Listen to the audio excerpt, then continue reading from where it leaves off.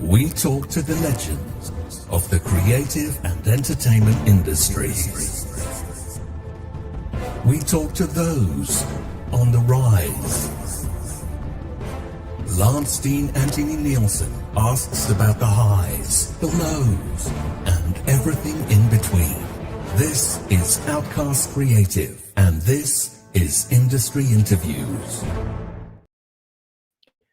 Hello, welcome to Industry Interview. Can you believe it?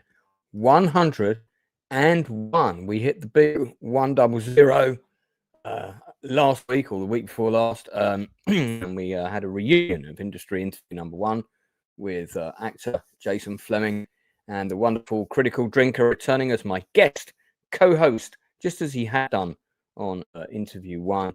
We had a fantastic time talking about our favourite movies in various genres. You guys can check that out. It's on the channel under the Industry Interviews playlist, as are all the other industry interviews. You'll find them there. Just scroll through. Now, tonight's guest is not only an industry interview professional, but she's also a good friend of mine and possibly my second longest collaborator, because we go back all the way to the 1990s. In fact, there's a fairly large portion of my life during which I know this woman that I can no longer recall. So she may be able to recall some stories that I have long forgotten. Whatever the case may be, let's bring in casting director Sharon Sorrentino. That's Italian, by the way, in case you hadn't guessed. Welcome to the Outcast Creative and Not Before Time. I know. Hello. So it only took me 100 interviews to get you on here. Yeah, Sharon. Because I wanted to be 101. That's what that was. That's right. You wanted to be 101. Sharon wanted to wait for me to hit interview 100 before she graced us with her presence. Absolutely. In the chat, Rachel Perciar, good to see you here. I've got Keith, one of my regular moderators, are in the chat as well. If you're watching this live, you can ask Sharon questions, pop them in the chat, and we'll get to them later. I'm going to try and orientate this interview to make it as useful for actors as possible. I would also remind anyone watching who has an interest in that field that, just like myself, Sharon has a book out, which is called The Audition Room. You don't need to grab it, Sharon. It's what I was going to say, I know there's one up here somewhere. I didn't think, yeah. No, that's okay. I'm prepared for these kinds of things. That book is available on Amazon in a couple of different formats. You can get it in paperback, you can get it in Kindle, and it's also available, of course, in the United States, not just UK. And I would say that I've got a copy of it. In fact, I've got a signed copy of it somewhere. You have, but you've got the first edition. I have. I've got the first edition. It's a very old one. Yeah, the second edition is a bit more recent. There's even a quote from me in it, hopefully without typos. There are a few. I think all of my quotes had typos in them. So yeah, there are two here called The Audition Room. It's not the same as Inside the Audition Room. No. It's the Audition Room. But this is basically a no bullshit what of do's and don'ts, what you should do and what you shouldn't do at an audition. Look, the old original first edition goes for £138 on Amazon. You didn't know that, did you? I did not know that, but also don't spend 138 quid on something that you can buy not from Amazon, but from the independent publisher for £9.95. The new edition, and then what's the name of that publisher's website? It's the Book Guild. The Book Guild. Okay. Mm. So if you go to the So what's the that? link I book.com hang on or a minute. something. I can probably put you a link. Anyone would have thought that we could have prepared all this earlier. I'm So the sure book it was guild. on my biog, mister. It's anyway. Actually, I think the link for the book is already in the blurb below. But this is the Book Guild Publishing. I'll put the thing for their website in the chat right now. So if you go on there and you search for the audition room, you will find Sharon's book, and also might be useful for some of the writers among you. And I know I get quite a few on my subscribers. That might be a useful publishing contact for you in the future. So, Sharon, before we get to how it all started, a huge section of which was missing from a previous interview that you gave online, I'm going to get to some quick fire questions first, which I do with Okay. all of my guests. Okay. So, yeah, I have a standard set of quick fire questions, which is the idea behind these is to get an idea of the type of media culture in media that you grew up around, basically, and what sort of stuff impacted you as you were growing up. So, first of all, can you tell us what was the very first film that you remember seeing at the cinema when you were a wee tiny person? I mean, you're still tiny now, but Yeah, I'm still tiny. when you were younger. It's wider than I once was. The first film that I saw, I don't know if it was Bambi or Dumbo.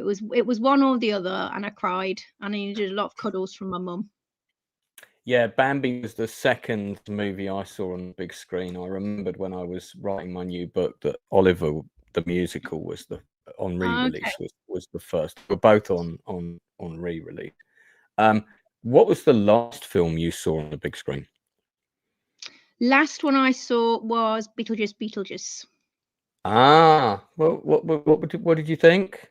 I mean, I love Tim Burton. I loved it, but I can understand there was a little bit of flack from certain audience members who felt there was a little too much nostalgia or whatever. But I mean, I really enjoyed it. I loved it.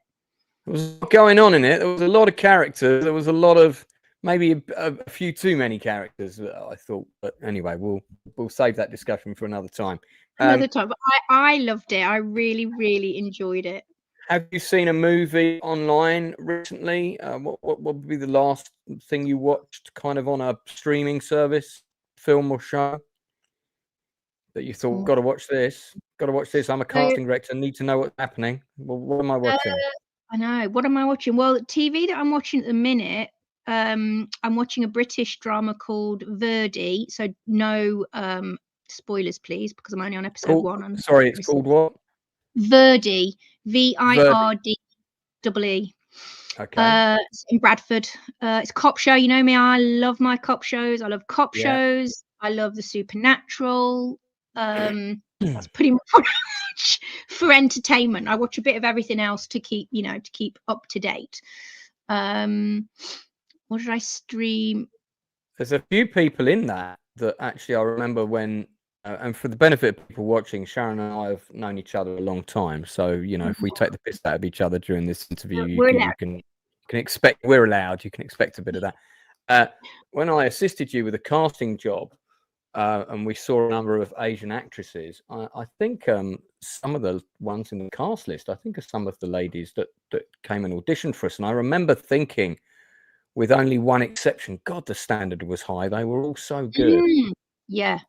It was not an easy no, and that particular show was very difficult and very, very emotional. Yeah.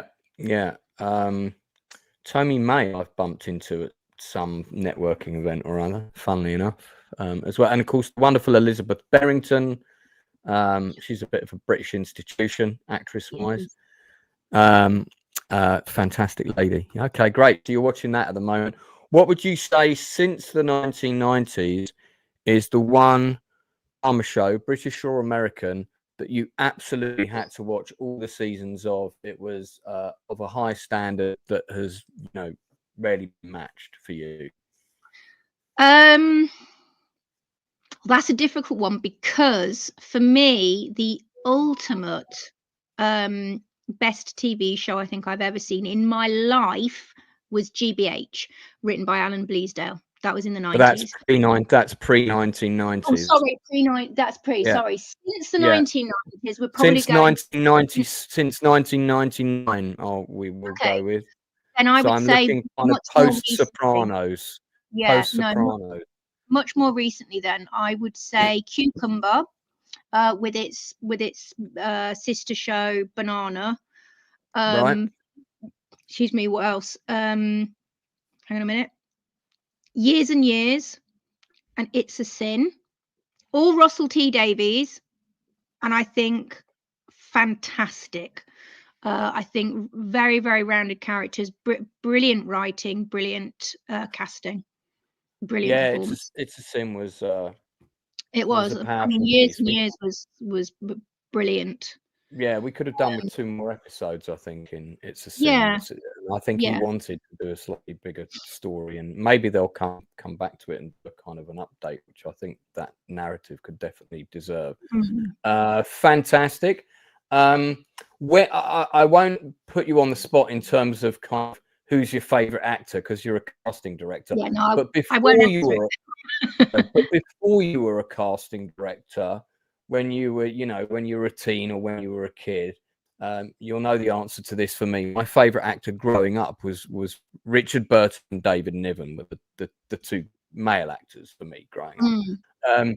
Who was like your screen idol when you were young, that you thought, wow, they're great, man or woman? Gosh, that's a difficult one, actually. I mean, you can mention more than one. Oh, I mean, there's so many. Huge fan of Audrey Hepburn. Huge fan of Cary Grant. Huge fan of Katharine Hepburn. Yeah. I mean, I love the old films. Always been a big Clint Eastwood fan, but also I think that's because my sister was, and I followed in her footsteps, and we just both really fancied him, if I'm honest. Now, of course, there's a respect because he's a phenomenal director. Well, he's still going. I'm not sure if he's single, but maybe we can find out. Okay, so last quick fire questions. Do you have a movie that you would consider a guilty pleasure that you definitely watch at least once a year, if you've got time? Megamind and Pillow Talk. Megamind. Do you know what? I would not have Megamind. Would not have picked that. It's fun. It's a fun film, but I would not have picked that as your choice. I just love it so much. And Pillow Talk. I'm a big Doris Day fan. All right, so let's move into let's talk briefly about your early career before you got into casting, and then I'm going to keep the focus of this interview predominantly on casting. So for the benefit of people watching, if you're an actor, there'll be lots of useful stuff. If you're an aspiring casting director, there'll be lots of useful stuff. And if you're just generally interested in the industry, or you like the soothed tone of my voice to fall asleep to late at night, hopefully this stream will provide something for you. So yeah, tell us how it started a little briefly. Where did you grow up, and what were the first sort of baby steps towards the poverty of the creative industries? Sure. Okay, very, very potted. So I grew up in Nottingham, not an industry family. Went to Clarendon College, which was an FE college, did a BTEC there, because I wanted to perform. And I'm all right, which is why I'm good at reading in with actors. But I think I was fortunate in that there was some incredibly talented people in my class, and I wasn't one of them. And I was aware of that because I could see them totally embody a role. And I was kind of a bit John Wayne. I was a bit Sharon Sorrentino as. So that was happening, and I was kind of going, "Oh, okay." Do you want to give a couple of shout outs there to the talented people concerned? Yes, Damien Winter Higgins. Or just Higgins. He had a role in my first feature film. He did. We'll come back to that in a minute. Her surname, Kaylee. No, I've forgotten her surname. Justin Brady. Yeah, Kaylee lives in New Zealand now. New Zealand, yeah. But I mean, you know, there were a few, and they were just incredibly talented, and really embodied their roles. And at the same time, there was an independent writer-director called Lance Nielsen, who was making a low-budget, shoestring budget film in Nottingham, who came to our college, and I auditioned for a part, got a small part, and then because I loved being around the set, just ended up doing lots of things on set. And we kind of had a film cooperative, didn't we? Best Shot became It Was Yours, and then it became a cooperative. So there was 4 others at one point. You don't need to go into his names, but there were 4 others at one point. I don't even remember. Do you know what? I didn't even remember the name of the company until you mentioned it then. So there was that, and we did big casting drives in the East Midlands, and we came down to London, and then we did a casting for a movie that we did, if I remember rightly, then didn't happen. It didn't get the funding. Funding fell through or something. One of those. Yeah. Which was a real shame because we saw loads. Yeah. And there were the other filmmakers, their projects. So we were kind of looking at everything, but primarily it was going to be like, you know, the feature that we were doing. That then the funding fell through. And through that process, kind of thought, you know, actually I'm enjoying this. And you had, as I have said on every interview except one, where I think I was distracted by Zach. The one that everyone watched. No, the one everyone watched. Yeah. The one I always go with Lance Nielsen. But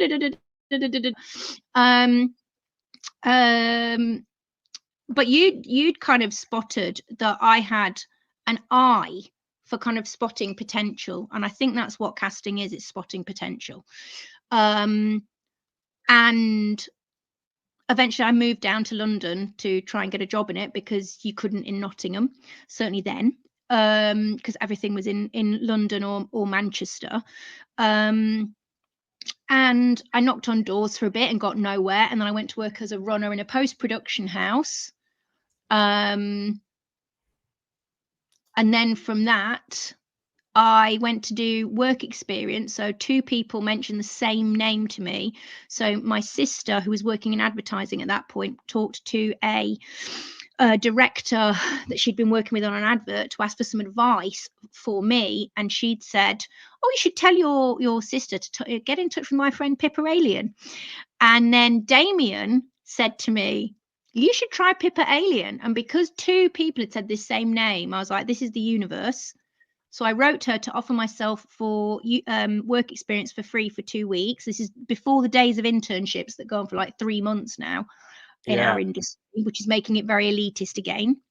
So I went and worked for her for 2 weeks for free, and then over the summer did ad hoc work, and then was taken on full time in the September. And then by the time I left 3 years later, I was her senior assistant. And then I went to work for an agent, the wonderful Andy Herity, for a year. And then from there went back to casting and kind of, you know, did the rounds as we do. And here I am now. What was it about casting over being an agent that you preferred? And by the way, just as we're mentioning the wonderful Damien Winter Higgins, who did a great job in my first movie, here he is being interviewed. So that's on his Instagram page, Life After Jazz Hands with Damien. Yes, that's a really good interview. It's a really good interview. Well, you know what? I'll whack that link up. Yeah, no, do put a link up.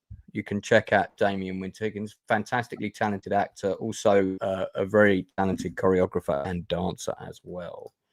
In many a West End show and all kinds of it. So yeah, I'll put that in the link, guys, just so that's there. So sorry, Sharon, I interrupted. Please continue. That's all right. You know me, I go off on a tangent anyway. So could not Damien a shout out, could we? No, exactly. But yeah, so then Yeah, so my question was, why did you prefer casting over so being an agent, having done both? both are actually very creative, which I don't think people realize. Even within the industry, people don't realize that, you know, casting directors are always depicted very negatively in the media. That's when they bother to get our title right. Normally we're called casting agents, which makes us all really angry because it's not a job. What they do is they amalgamate two titles into one, and that's not a job. So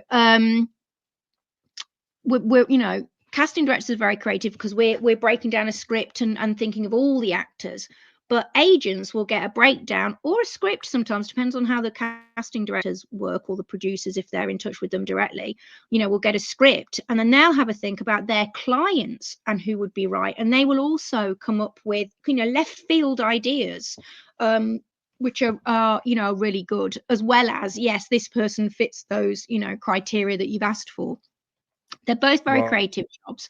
I would say agenting, there's quite a pastoral side to that. They have to look after their actors, you know.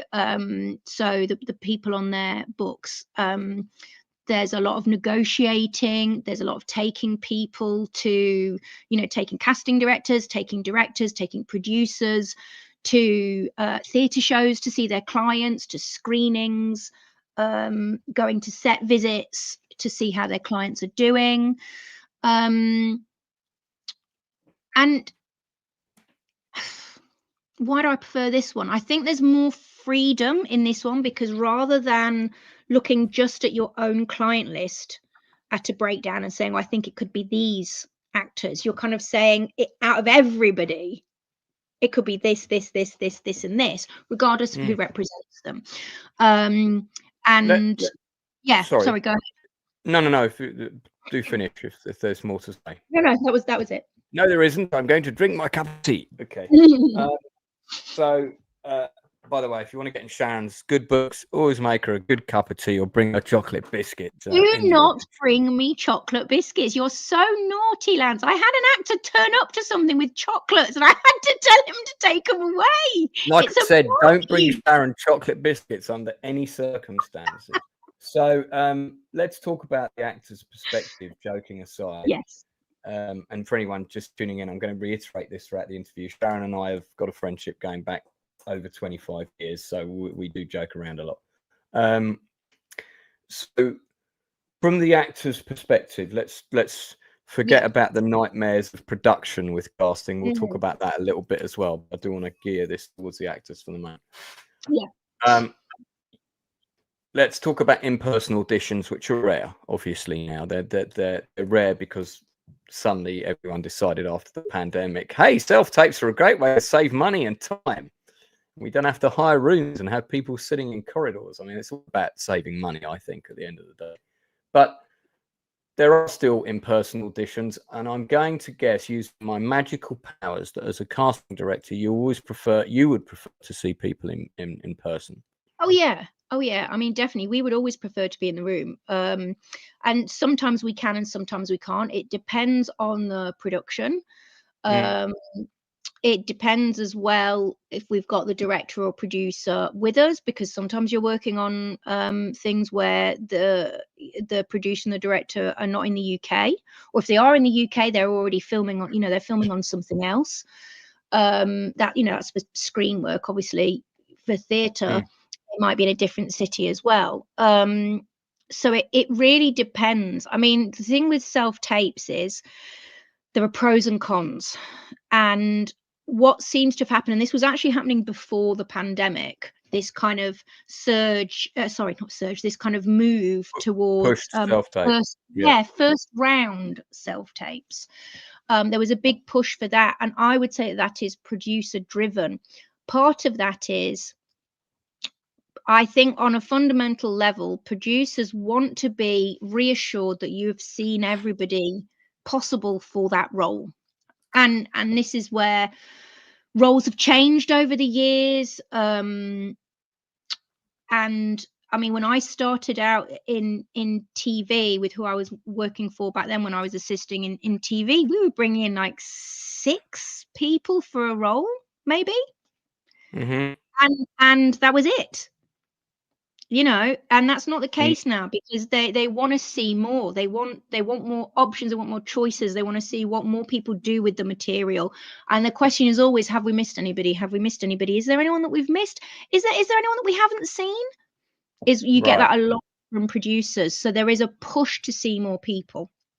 Okay. The thing with self-tapes is you can see more than you would on a day when you are in a room, because you don't get the chat, and you don't get the time to give them notes and have them redo it. So if you're going to see people at 1 every 15 minutes, that's only 4 an hour, and you need some breaks. Your brain cannot go for 10 hours without a break.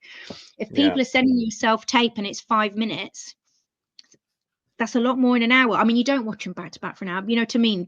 Because you've got so many other things to do. But so in a way, it makes us more open, because we can see more people we don't know.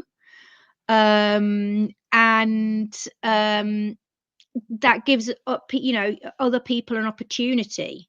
But yes, you can also just feel like, as an actor, that you're sending self-tapes out into the ether and you never hear anything back, and that's not fair.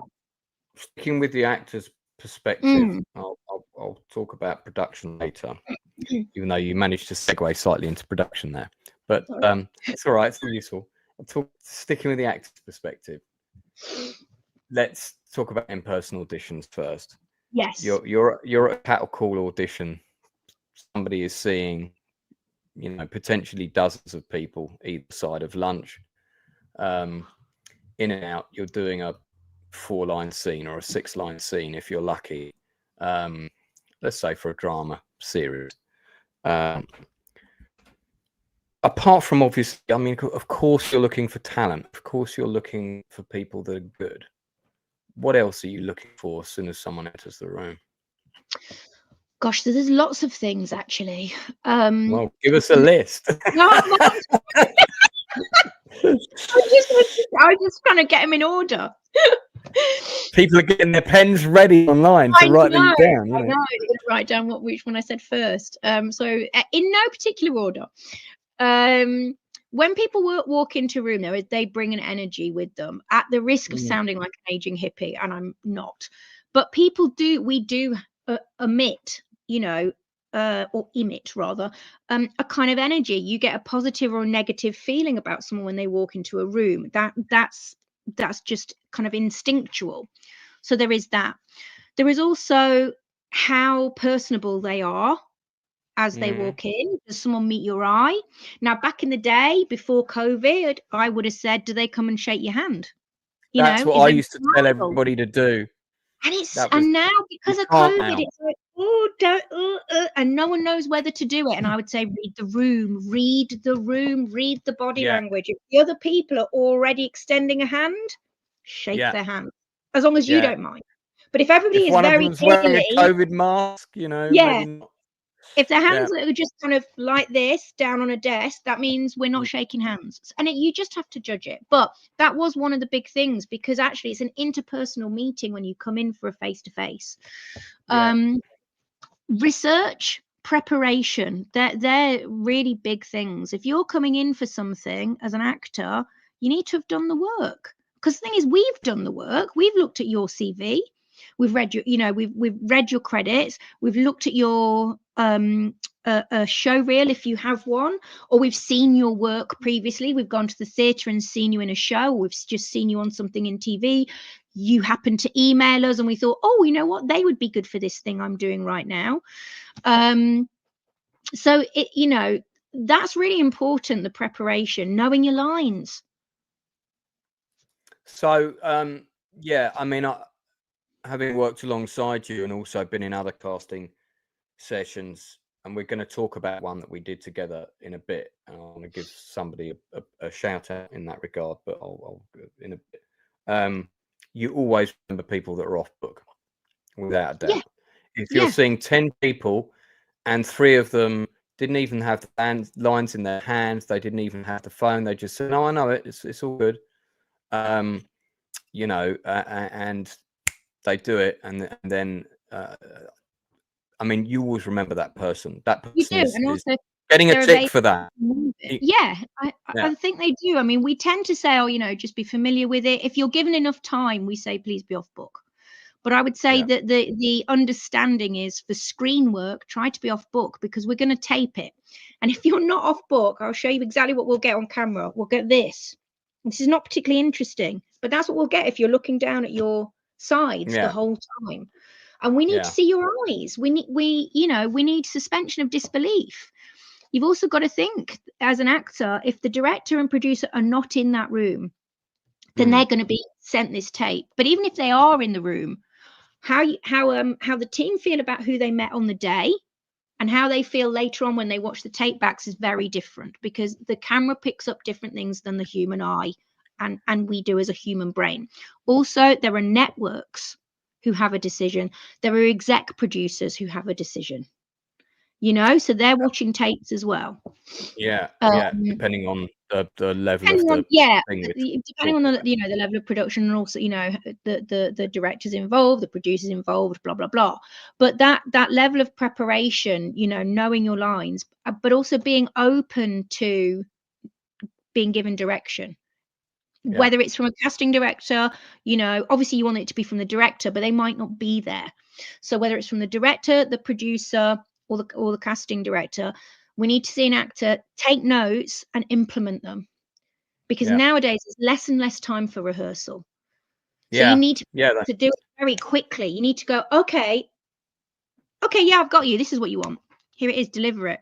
And and that's something we need to see. You might come in and your first read might be spot on, but we need to know if you can take notes. So we might say, okay, that was great. Let's try a version where. That doesn't mean what you did was wrong. Yeah.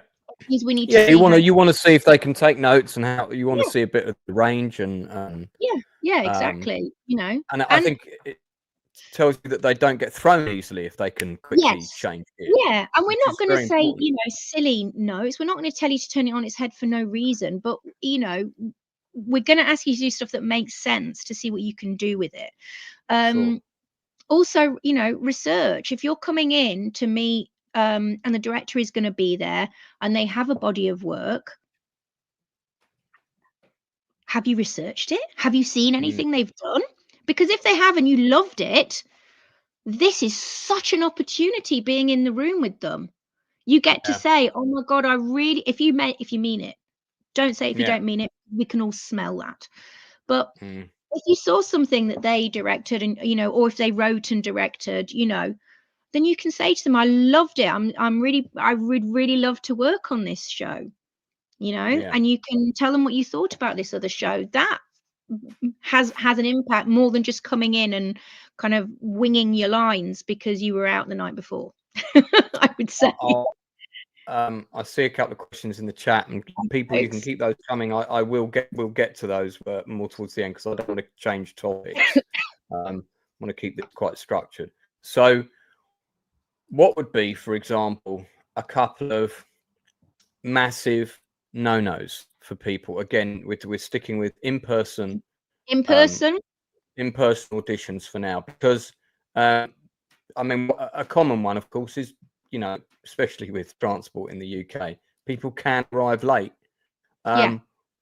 What do you do if you're late? I mean, do you immediately address that and apologize as soon as you enter the room? No, you have to, because the thing is, we kind of like people to arrive a little bit before, but not too much before generally. And this will depend on each team. So everybody is different, but generally we've structured the day in a way so that you don't see your competition. For your psychological benefit. I alternate roles unless it's we're with a director who needs to see a particular role that day and nobody else, in which case there's nothing you can do about it. But I always try and alternate so you don't run into someone else reading for the same part. We can't always do that. No. But it's if you rock up an hour and a half early and then just sit there looking at everyone else coming in, you're talking yourself out of the job the entire time you're there. So I would always say, get there a bit early, go get yourself a tea or coffee, whatever, you know, but don't plan on arriving the minute that you're going to be called in, because you can guarantee that's when there are public transport problems, you know. Yeah. And if you just stroll in quarter of an hour late without saying I'm sorry, people think, well, that's what I'm going to get on set, and that's a black mark. What would be some other no-nos that I mean, turn your instill in phone people? off, you know, because it's Yeah. gonna it's just gonna distract you, and then you're gonna, you know, it'll knock your confidence. Don't come in smelling of booze from the night before, Or indeed or from half an hour before. from half an hour ago, but you know, it doesn't help you. You know, come in looking presentable and personable. Is Know who there you're any logic towards leaning your dress sense towards the character you're Well, auditioning I for? would say yes, not for us. Casting directors don't need you to do that, but I would say that sometimes it helps production, because they can just immediately kind of see you. I mean, don't go ridiculous. If you're coming in for a nun, you know, or a priest, don't come in a habit. Right. But dress conservatively, you know. Yeah. Coming in for an accountant, wear a suit, you Yeah. know, Or a politician wear a suit, maybe. You know. exactly Yeah. that kind of thing. I mean, generally, you know, we kind of expect people to rock up in their jeans because that's standard nowadays, isn't it? A standard attire is kind of smart cash. But I would say, you know, unless someone said dress as the character, generally for screen, I would say give it a nod so we know. If it's a Yeah. period drama, do your hair in that way. Don't do outlandish makeup. You know, I when I was assisting for a film many years ago, an actress that came in was told to go and sort her makeup out by the casting director, and obviously she didn't get the part because she came back in and she felt she was mortified, her confidence had gone. It was just because she came in very stylized. There was nothing wrong, but it wasn't appropriate to what we were casting for. Casting. Yeah. So, you know, if you're coming in for a period drama and you're a woman with long hair, maybe do it up in a bun. You know, that kind of thing. It just helps production, really, I would say, you know. So picking up on some of the examples you've given, I'm going to take you back to a casting job that you did for me. He says, oh, let me get my, God, this is heavy because there's so many brochures and things in it. Called Borderlands, which was the last play that I directed before the pandemic. Of course, I've done 4 run shows since then. And here's the cover. And here's Indeed. our cast. Yeah. And we had 6 casts. It was a doubled up cast. You know, I mean, it's play on the fringe. So what that means for the benefit of people watching is, you know, profit share or zero money usually. So small commitment for the actors. Idea is it's a nice piece for them, and of course people love doing stage work when they can, because it's a bit like going to the gym for an actor. You know, exercises different muscles and things. And I also like to think if they're doing a play with me, the play's pretty good. So it was a simple 65-minute play with 3 actors, 2 of whom were playing border force officers debating whether or not to let somebody in the country. It's kind of an interrogation play. And one of the actors coming in for a casting was someone I'd kind of become friends with. He basically networked me about 10 years earlier. But we'd become friends, seen each other socially and stuff, and we'd also worked on some other projects together. He had never done any stage acting before, but he'd worked on a number of low-budget movies. And I don't know why on IMDb he's got rid of his standard headshot, but that was Tony Fadil. So we get to put this fun photo up instead. So he did have a headshot on his IMDb. I don't know where it's gone. And I'll never forget this. Tony hadn't done any stage acting before. So when I mentioned he was interested and I wanted to see him, you were very dubious. You were very, you know, I'll see him, but I don't think because generally, if even if I want somebody and you say no, but we'll still give them a shot. We'll give someone a fair shake, and then if you still say no, I'll usually go with your decision. It's very rare that we disagree. And one of the things that Tony did, and not many actors will necessarily do this for a fringe production, is not only was he completely off book on all of the scenes that we'd given him, which was a few, I think it was more than one scene. Yeah. Oh no, there was quite a few. He'd also thought about his props for those scenes, and he had them. If there was any prop in the scene, he actually had it on him, and he also dressed as close to the character as possible. He decided his character was going to wear glasses and all of this kind of thing, and you could see the massive effort that he put in. You could see the work he'd done. You could see the preparation he'd done. Yeah. So I'm just giving this as a really good example for the benefit of actors watching. And this might have been a small theatre production, but regardless of whatever this may have been, if it had been a £9 million film I'd been casting to a play with whatever, a bar pub. When I've seen actors put that kind of effort in, that's immediately noticeable. That was before we could see that before he even started reading his lines. And then when he did his lines, he was the only person who came to the casting who was completely off book and completely confident with being off book. Some other people tried to be off book, but they weren't quite there. So for the benefit of people watching, Tony's not available to carry people up staircases, as the picture depicts. But so I remember when we then had the discussion, and you get everybody's headshots, and we put it out. I said straight away, well, I think Tony earned a spot, and you turned around and said, I agree, straight away. That was a no-brainer decision. It was all the other people that we had much longer conversations over, and then it was also that play was about putting the right person with him, which was very important. Yes, and also there were two casts, so there were certain things that had to. It was a jig. There was a jigsaw to it. But he was the only one where we were like, well, that's definite. I was incredibly impressed with the amount of work he'd done, and when I spoke them to offer it him, he thought I was ringing to say he hadn't got it, and I was like, no, you were really good. Yeah, and I don't say it if I don't mean it. He did. He was really good. He really delivered. Yeah, and on the run, I think there was only one performance where maybe he dropped a line.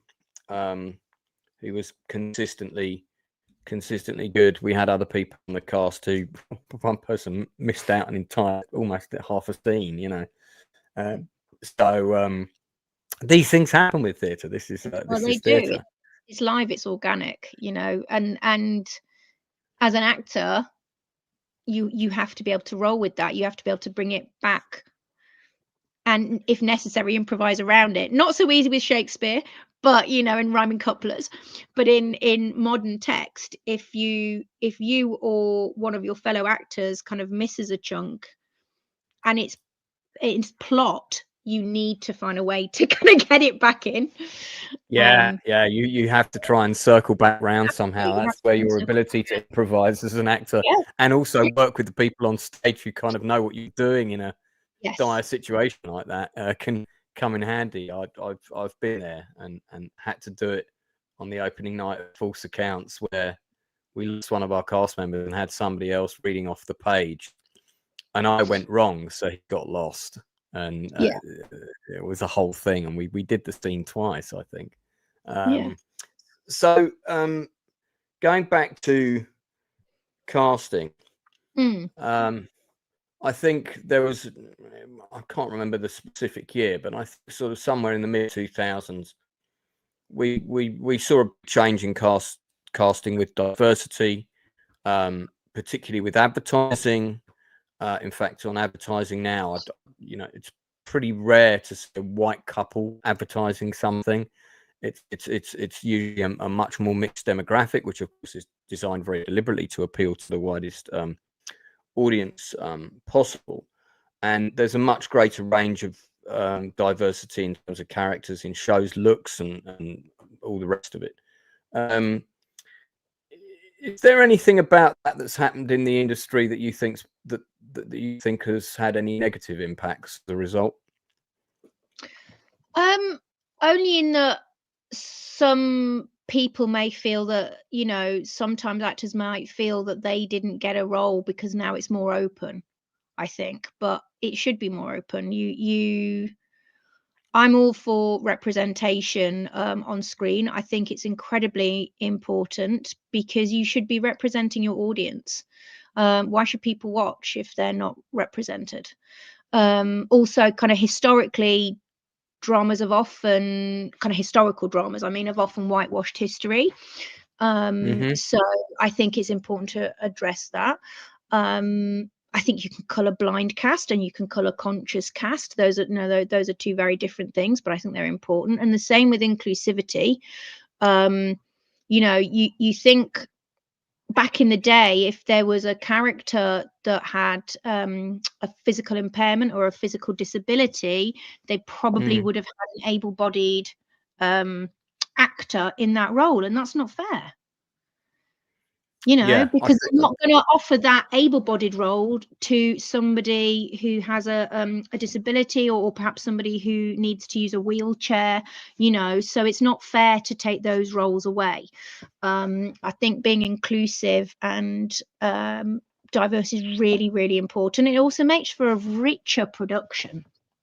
There's a much bigger range of actors with disabilities in terms of people working in the industry as well now, whereas before I think that number was substantially smaller because the opportunities weren't there, so the interest wasn't there. But maybe one example where I think things went a bit bonkers, if I may, was, I forget who produced it.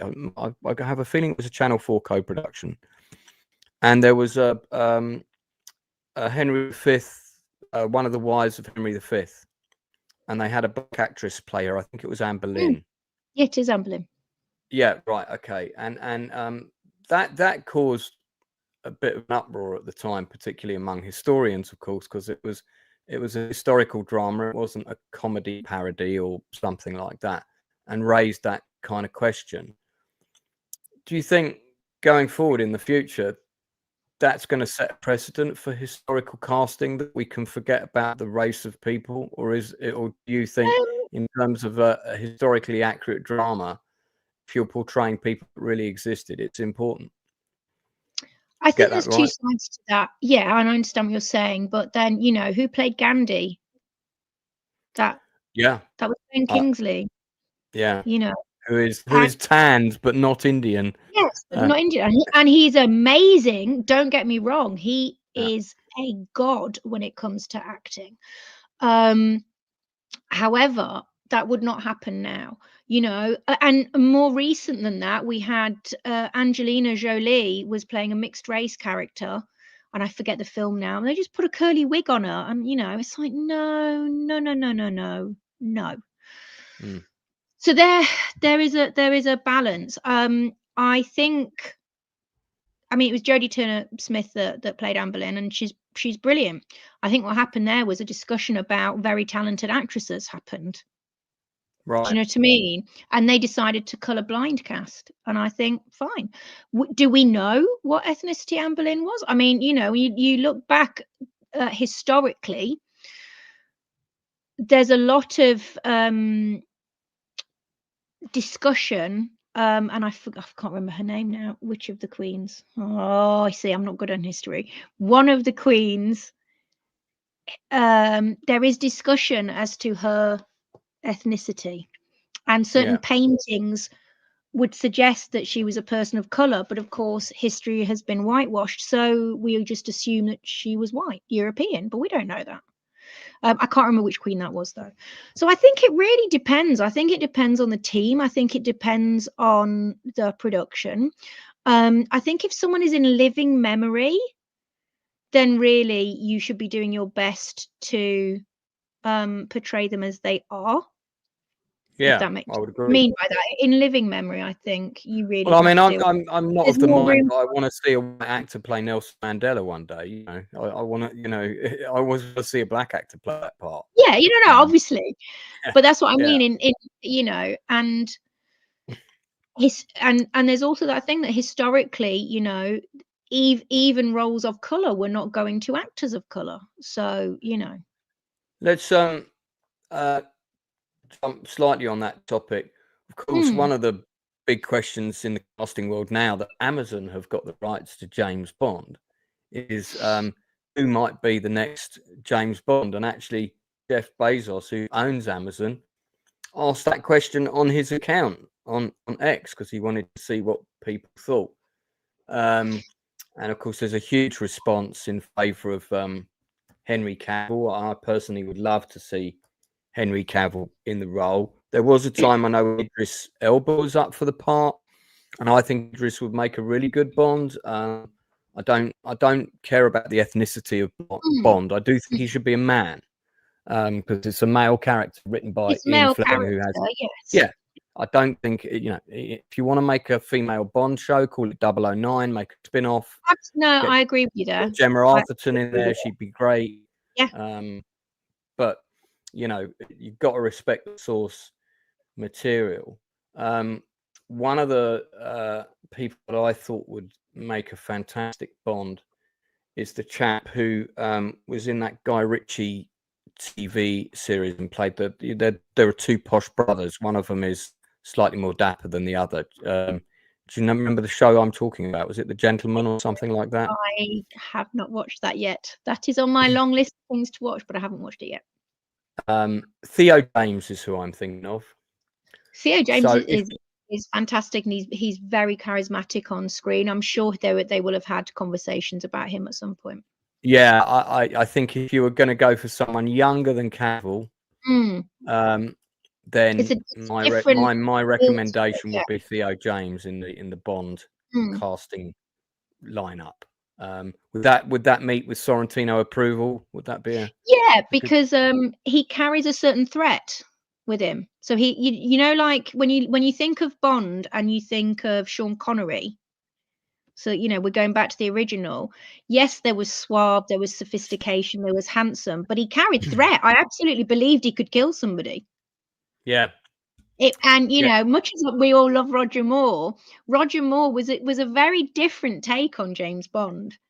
You know, he was. Wasn't he?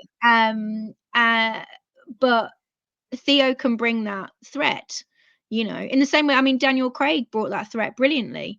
And again, he's very talented. There's not much he can't do, is there, really? You know, when you look at his career, what he's done. But he could certainly bring that threat as well. So you do need that threat. Yeah. You know, this is an agent that kills people. Do you have a favourite actor that played Bond? I think Sean Connery, if I'm honest. Fair enough. I'm going to get told off. Well, I mean, just transparency. Sharon and I went to see The Spy Who Loved Me. I think it was in 2013, 2012, 2013. Yeah, that's when at the time I took you and Alex as a surprise, and you were like, "What? We're going to see a Roger Moore Bond film? What?" The key to taking Sharon to see a Roger Moore film is not to tell her until she's strapped into the seat. It's not. No, it's not that I dislike him. No, he's great. He was in a really good. Is it Sea Dogs? I can't remember now. Seawolves. Sorry. Seawolves. He's fantastic in that. So I'm going to go back to a question that was asked earlier by Lord Toxic, ex-police officer, ex-felon, ex-special forces character. Very, very interesting man.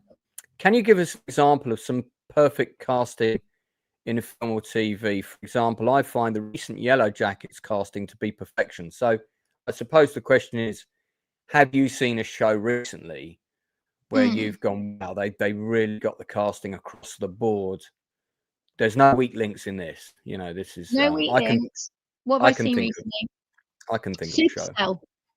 Supercell. Set in London. There's a supernatural element to it. I thought it was fantastic. Is this the one with? It's not the one with Anne Hesh. No, because that's 2023 with Skeet Ulrich. Is it Supercell or one word? Sorry, Super is SUPA. Oh yeah, that's right. To emphasise the kind of because Tosin Cole is in it, who is an actor that I really like, who I knew at the beginning of his career. I saw him in a workshop and was still in touch with him until fairly recently. He's very good. Nadine Mills is very good in that show. Josh Diku. Yeah, got a really good cast. Years and Years. No weak links for me. It's Years and Years. Yep. Yeah, that was Russell T Davies again. Yep. Yeah. So there you go. So there's two examples. Superset is currently that's 3, all British. All British. Do you have an American one? Supercell is currently available on Netflix, by the way, for people who might want to see it. This Is Us. That's a great show, isn't it? And that was your recommendation to me, and I'm so glad you recommended it. I did, and I said to you, there are some new actors in this that I haven't seen before. You know, you've got to check out this show. I'm always recommending that. Yeah, I mean the lead cast in This Is Us are exceptionally good, and of course this was the show that really launched the career of Sterling K. Brown, who we were talking about him last night, and I recommend watching Paradise, which is currently on Disney Plus. Yes, that's on my list too. He's very good, but I really like Milo Ventimiglia, who I had seen before in some of the later Rocky films. He plays the son in one of the later films. I didn't recognize him. I didn't realize I'd seen him. He looks a lot like kind of Ralph Macchio when he was younger. But they were all really good, and the kids, the 2 girls that play the 2 kids, they are so good, and they're really young, and they're like, where did they get these kids from? They're so good. Yeah. Honestly, there was not a weak link in that show. Yeah. Really fantastic, really fantastic. Complete suspension of disbelief. No point was I like, oh yeah, I'm gonna go get a cup of tea. I'm not. And we know with me, there's always a cup of tea. So I'm not going to ask Sharon for her thoughts on this, but Oliver Hollingdale, independent film director, says all the actors in Rings of Power are horrendous. I don't think you can blame the Rings of Power on the actors. I think they did the best job they could with the tools they were given, and the tools were not good. But it's not a show that I'm going to be telling you to spend your time watching. But because there are plenty of other good shows, there's some good stuff out there at the minute. Say Nothing, which is also on Disney Plus, an Irish show, Sharon, absolutely crammed full of fantastic Irish actors. Check that out. I just binge watched that the other day. It's a fairly recent show. Lola Pettigrew is one of the leads. This is like Sharon and I are just going to talk about actors all day, but you've got 2 timelines. You've got the present timeline, and you've got the past timeline. It's a bit like My Play Sticks and Stones. It's all about the troubles in Northern Ireland. And of course, you've got the wonderful Maxine Peake in there. Helen Behan, who I hadn't really seen in much before, is really great in this. But the 2 young actresses who play the counterparts in the other timeline are absolutely first class, fantastic. Here they are, both of them, and that's Hazel Dupay and Lola Pettigrew. Absolutely incredible, the 2 of them.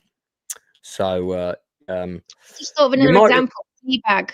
That was I mean, that was great, and again, writing was superb.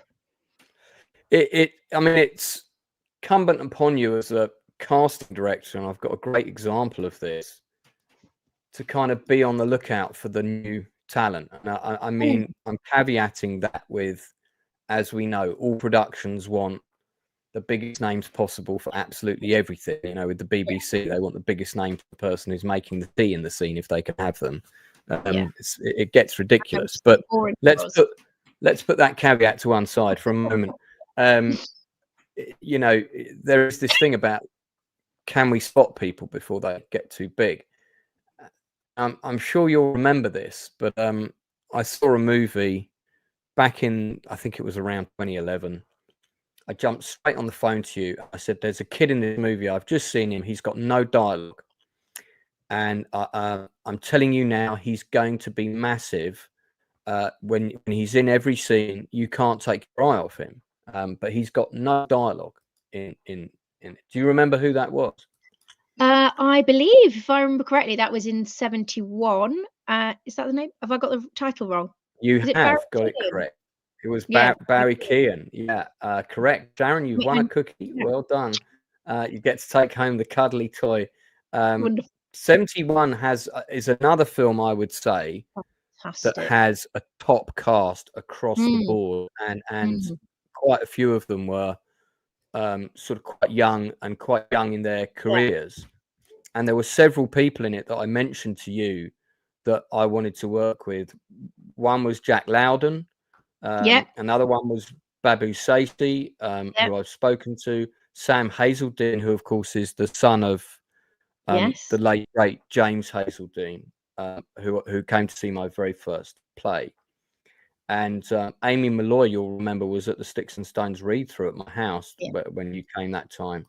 But if we go on to the full casting credits, you'll see Barry Keoghan is much further down because he, as I said, he didn't have any lines. Yeah. And another actor that I really rate is Martin McCann, who was also in that. I think he's fantastic. And he's another one who's got a small role in Say Nothing. So I suppose, as a casting director, my next question, and we'll start to wrap up shortly, is as a director, I have a list. As soon as I see somebody like a Martin McCann that I see in a show in a relatively small role, they go straight on my list. And then usually I'm straight on the phone to you and say, look out for this person. And of course, Barry Keoghan is now on the not available for me at my budget list. But do you have a list when you're watching new shows? Are you looking at those people in the small roles? We can't help ourselves. I think I would say that casting directors and directors do this in that we're watching something, we're enjoying it, but part of our brain is also working as well as enjoying. So whatever we see, and the same with, if we're taken by an agent to the theatre, for example, to see one of their clients, yes, we're watching the show to see their client, but we're also watching everybody else, so we're always going, oh, okay, that was a great production, and making a mental note. And then of course, yes, we have lists. And and we keep lists from people who email us as well, because we get inundated by actors emailing us, and we don't necessarily reply because we're inundated and we don't need pen pals, but we all have files on our email of interesting actors where we've thought, well, I don't have anything for you right now, but you look really interesting, and so on my next production I'm going to have a look at this file, because of course we do, because we can't remember everybody who we've not met in person. We're a little bit Rain Man like when it comes to actors, but there's only so much information you can keep at the front of your mind. So you need a Rolodex of some sort. One of the topics I wanted to cover, and I guess we'll make this our last one before we do any other questions from the chat and wrap up quickly, is it's incumbent upon anybody in the industry now, and I think particularly people within a certain demographic and a certain look. And I remember when I first started properly in the industry in the late 90s, somebody, I can't remember who said it to me, it was either a casting director or a big agent or whatever. I was having a conversation, there were some other actors there, I think it was in the bar at Jackson's Lane, and there was an actress, Caucasian, blonde, blue eyes, probably about 19 years of age. And I remember this agent, she was a legend, this woman. If you tell me, she's no longer with us, but if you said a name, and I'll remember the name, quite short and had a massive pashmina on and looked very theatrical. Okay. And I remember her saying to this lady, darling, think of acting as like a pyramid, and you're a a female in the age category of 18 to 26, and there are thousands of blonde, blue-eyed females in that category in London right now, all going for the same jobs as you, with the same casting, the same looks, and so on and so on. You are in you're the bottom of the pyramid in terms of that's how many people there are. And then she talks about the other categories, and it was really interesting to hear kind of what was at the top at that time. And I suspect that bottom category is pretty similar now. What can someone do, or what should they be doing? Because my constant advice to actors is you've got to be proactive. You've got to be doing things to be proactive. You can't just wait for an agent. Even if you've got an agent, you can't just wait for them to call. No. So what are some of the things that you think should be at the top of their list in terms of being proactive? So I think doing classes, if you're kind of resting, as it were, if you're not in an acting job at the moment, there's always been a bit of a kind of snobbery about classes in the UK, unlike America when it comes to acting. And I think if you were a sportsman and you were training, nobody would think the less of you, because you need to keep training those muscles. I think as a performer, if you're not in a show currently, you need to be doing something that uses those performing muscles. Whether it's an improv group, whether it's an acting class, whether it's being with your acting mates and running scenes, I think that's really helpful for you as an actor. I think you should be reading scripts so that you're used to processing and then throwing stuff away quickly. I think doing, self-taping yourself for something that's not even your gig, is helpful for you. Getting to understand how the camera sees you is really important if you want screen work, because you've got to understand it. You've got to understand that relationship with the camera. And the same, obviously, if you want to do primarily theatre work, then you need to be doing stuff for that. I think those things help you. I also think having as many skills as you can have nowadays really helps.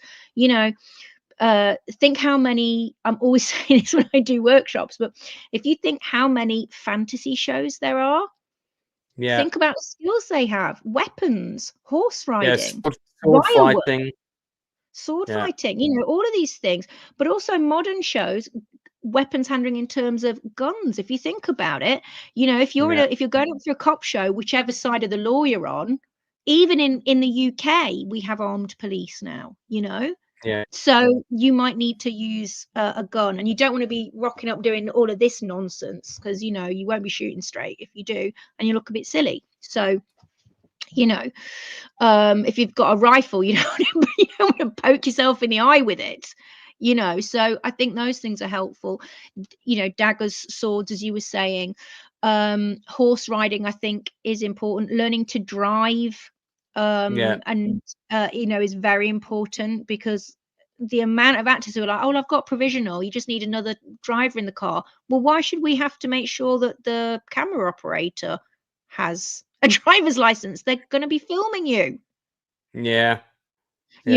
So those things are important. Languages, musical instruments, martial arts. Think how many times people are kickboxing in things nowadays, and backflipping all over the place. That's really helpful. Go and learn wire work, go and learn motion capture. I think you have to be as proactive as you can, and also you have to email people. You have to be watching things. You have to be going, who wrote that? Who directed it? Who produced it? Who cast it? And you can probably find details for all of us. If it's on screen, we're all on IMDb. Having given a male actor a shout out in the form of Tony Fadil, would you who's believe also it or not? A really good egg. Sorry, what's that? I said, who is also a really good egg. Tony. He is. He's. That's always another good quality, which is, you want good people on your set. Believe it or not, I actually went to a networking event. I think it was just before Christmas. I kind of got dragged along. You know how much I I'm not a fan those. either. Anyway, but I did go along. I did meet some people, And I have to say, you know, I did meet some very interesting people, and this just resonated with me with everything that you've said. And I'll give you her full details later, but an actress that I think should be on your radar, first name Jasmine, is constantly doing all of the things you talk about. And for example, this is her training in martial arts. Again, this is in public domain. It's on her Instagram. And this is typical of the sort of stuff that she will post. There's another post of her doing firearms training. There's another post of her doing wire work training. And me talking about her now is case in point how actually networking can be effective. And if I see somebody doing all the right things and doing the things that they should be, I've now put that person on Sharon's radar. I've seen bits of their show reel and their acting's fine. I haven't had them in the room for an audition yet, so I'm not saying that this person is the best thing I've ever seen. What I am saying is, having been networked by this person, their public presence thus far is ticking all the right boxes for me. In terms of, you can see the effort that they're going towards doing things. And Tony was another one who, when he was more on social media, was quite sort of and I think a lot of people forget. One of the things that I think is really off-putting about an actor is if they constantly do rants on social media. I'm not talking about necessarily political things or the social state of the world, which we're all a bit upset about right now. But, you know, moaning about not getting another casting, if they do that every other week, that's... you can't. But also, I think, you know, as an actor, you have to have a very, very thick skin, because the thing is, most of your life you're going to be told no, and it's through no fault of your own. And I think that's a really difficult thing to accept. Most jobs you're going to go for, you won't get, and it's not because you did something wrong in the casting. It's because someone else, everyone just went, yeah, that one. And that's really hard. You know, it's a bizarre part of the job. And sometimes you can't quite quantify what that person did against what you did in order for them to get the job. And you might see the job and go, oh, okay, so they got it. What did they do in the audition that I didn't do? You probably did a wonderful, brilliant audition, but there are loads of factors. And I'm not talking Twitter followers, because all that nonsense really annoys me. Yeah, I think I know it has an impact for some producers, but not all. Yeah, I think there was a time when people started looking at that stuff, but I think they've realised that the long-term benefit of it isn't as substantial as people maybe once thought it was. Yes, you know. I would say talent always is a bigger concern than that. Yeah, fantastic. I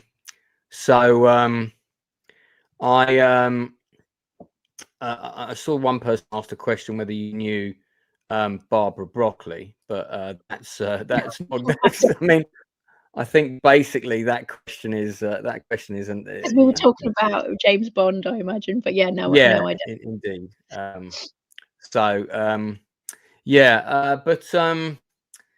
Yeah, so for the benefit of people watching, also, please don't make political comments about my guests, because that's not appropriate in the chat. So I'm just going to say that.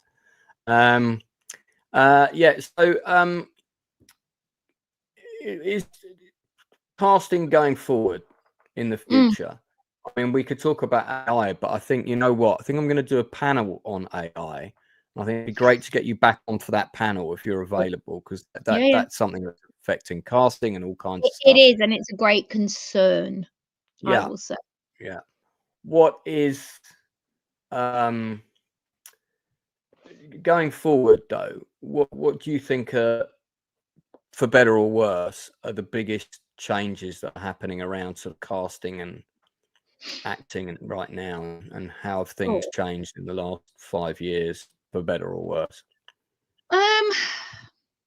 I think in some ways, actually, I think fees for actors are not great, unless you're really famous, you know, and a lot of the budget goes towards that.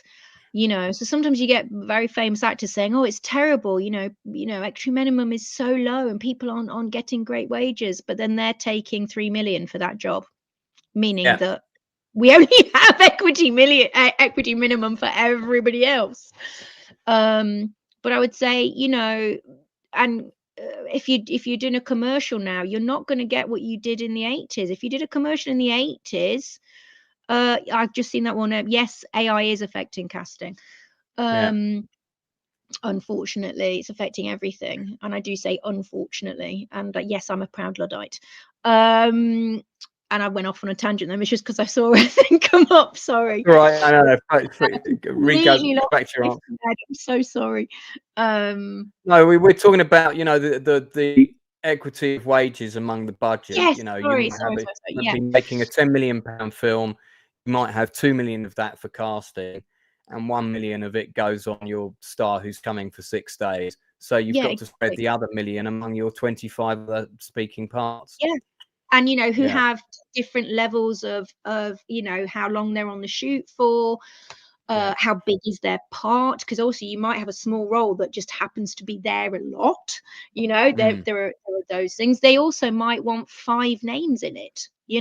It really depends on the production. But I was when the comment came up about AI, I was going to say about commercials. So I mean, in the 80s, you'd have done a commercial and you would have paid enough to put a down payment on a flat. And now you're looking at, if you're lucky, maybe 3-4 grand, depending on what it is. I'm talking UK. If it's worldwide, including print and whatever else, then yes, you'll be getting more, but it's not like it used to be. And you don't get the same residuals now, because residuals just used to carry on. So agents will still be getting payments for shows that their actors did. Sorry, I've got a cold as well. In the 80s or 90s, they'll still be getting some residual payments, but for stuff that you're filming now, it'll be like, right, you will get residuals until this date, and it's very very clear. After that, you ain't getting nothing, nada. Because production doesn't want to keep paying out for 50 however many years. I think that's really affecting actors. Also, there are a lot of actors, and each year there are more and more and more. People age. There are less roles as you get older, especially for women, because apparently we die at the age of 35, or we're just really unattractive, according to depending on what you're watching, which is very annoying.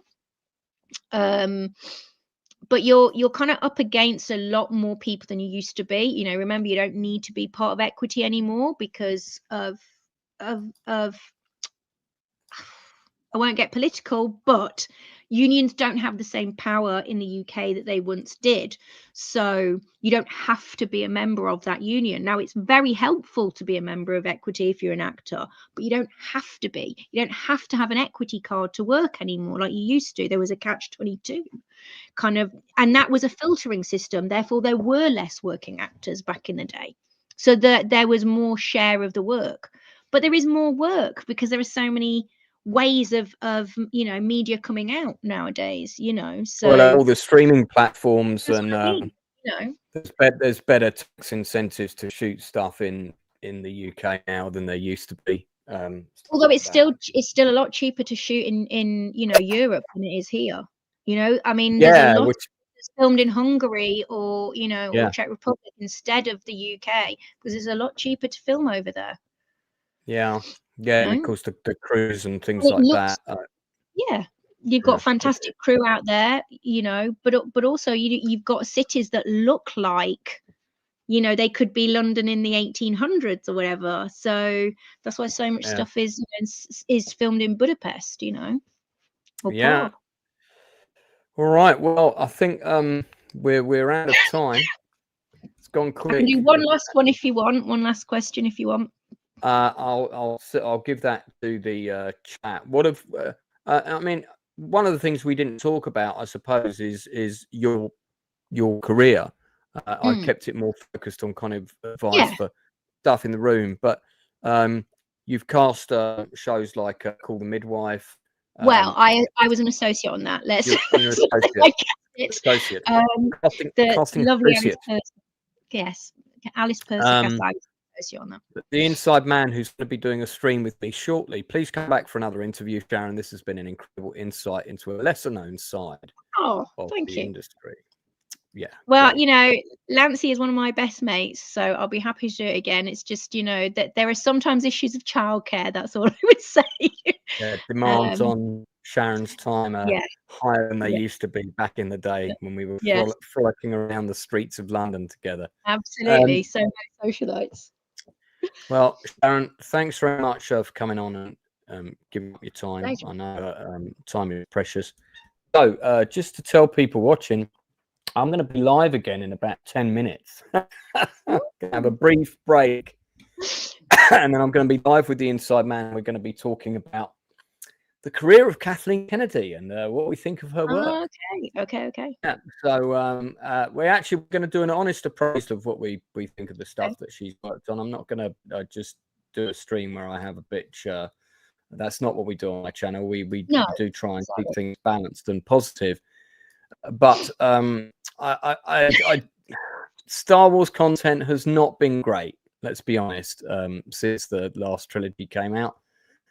And we have had a range of shows from sort of stuff like Andor, which has been decent, to stuff like Mandalorian, which was okay in places and sort of average in others, and then kind of went a bit downhill, to Boba Fett the Grandad Years, which perhaps wasn't the show that we were all hoping it was going to be, to The Acolyte, which I just, don't know what happened there. But, well, we do know what happened there. It's terrible, terrible television. So not all good stuff, but we're going to get into that. Also on Sunday, myself and the Inside will be coming back and discussing all 4 on Tebby movies, which is a Sharon Sorrentino love fest stream for sure. Know how much you love those action historical films, Sharon. So much so that you mentioned that at my wedding. Out the worst in people, that's all. War brings out. Anyway, we're going to be talking about 4 films that cover the same historical event, and as I'm a big history buff, we'll be saying which one does the events justice and which one, of course, is the best and most interesting dramatic movie. So we'll be getting into that. That's on Sunday at 8 o'clock. I'll be back in about 10 minutes. Then later tonight, at 11 p.m. UK time, I'm going to be on the Electric Goats channel discussing the board game Citadels, which, Sharon, you played that with me one time, if you remember. I like Citadels. We haven't played that in a long time. I know. Yeah. So this is not remotely industry related, but Lancey and I used to spend many a Saturday evening playing board games and drinking wine. Yeah, in fact, one went on until about 6 o'clock in Sunday morning, where we were determined to win the Thunderbirds game that kept defeating us. It was so hard. Actually, I got part of the rules wrong, which is why it was even harder than it should have been. Wasn't it? Yeah, it's quite funny learning that later. Actually, we did that bit wrong, so it was made it. How many cups of tea can I drink to stay awake? Well, look, so Sharon Sorrentino does have a casting page on Facebook at Sharon Sorrentino Casting. Don't track down Sharon's personal social media. Please don't friend request me as an actor. I won't accept you. Don't friend request. But your casting email is out there to be found, so actors can write to you. But and do. I mean, don't expect a pen pal, but if you're in something and you want to flag it, then do. And not just to me, but this is, that's what I was saying earlier about mail outs. Do them. You have to. Just don't expect us to reply, but do believe that we read it. I will say this before you boot me off. I will just say something that the media always misrepresents about casting directors is somehow that we don't like actors, or that we're kind of holding back the doors. And let me be very clear. Casting directors love actors. Otherwise, we wouldn't do this job. We'd be in the wrong job. You have to love actors to do this job, because we are always fighting for the best actor to get that role, and also we're the ones bringing you in for stuff or asking you to tape, or whatever medium it is. We only bring you in if we think that you can do the job. We don't bring in a bad choice, because that also reflects on us. We're all freelance. I mean, some are working at the BBC on everything, but I mean, most of us are freelance. So we're as good as our last choice, But we love actors. Good place to end it. You're as good as your last casting choice. Sharon, thanks very much for coming on the Outcast Creative channel. Absolute pleasure. Remember, to those people watching, if you are a creative with an independent project, be that you're a film director, you've got a short coming up, you might have a project on Kickstarter, you might have a board game that you're making on Kickstarter. If it's something creative, you could be a musician, could be a DJ, maybe you're laying down a track, something like that. You want to come on the channel and talk about it, reach out to me via the Outcast Creative Facebook page, or you can get me on Twitter. Lance Nielsen, WD, stands for writer director. Pretty easy to find. So we're going to be back pretty shortly. But thanks very much, Sharon, for coming on and being my 101 guests. Did I say that correctly? I think I did. And I'm only on Volvic, so it's not that late. I haven't started on the wine yet. So we'll be back with another industry interview in a week or two. I believe I've got backing singer for most of the tours of Phil Collins, Amy Keys, coming on at some stage. She's agreed to come on. We just haven't locked down a date yet. So hopefully that will be in the not too distant future. And I haven't had someone who's done that role of backing singer for a big name before. So that's another interesting. Yeah. I'm trying to interview everybody at every level in every creative profession. So that's going to be another great guest. So until then, I'll be back very shortly in about 10 minutes, maybe slightly less. That's it from us. See you soon.